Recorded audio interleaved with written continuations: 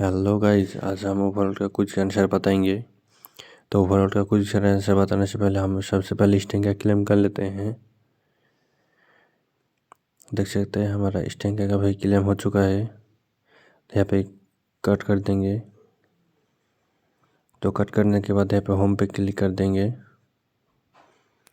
तो होम पे क्लिक करने के बाद वहाँ पर सिलेक्ट करेंगे। यहाँ पे 2 डे क्लेम नाउ पे क्लिक कर देंगे। हमारा डेली का भी क्लेम हो चुका है। तो हम इसको भी अमेज़न पे क्लिक कर देंगे।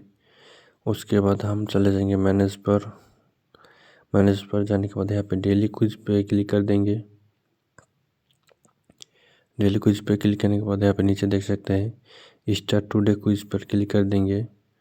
यहाँ पे क्विज का आंसर बताने से पहले अभी तक मेरा आरबी अर्निंग चैनल को सब्सक्राइब नहीं किया तो सब्सक्राइब कर बेल आइकन को भी दबा दीजिए, क्योंकि ओवरऑल का क्विज का आंसर है जब भी हम अपलोड करें तो आपके पास तुरंत नोटिफिकेशन चला जाए।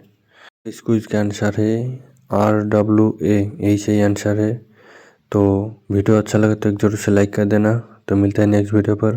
Tata bye bye, take care.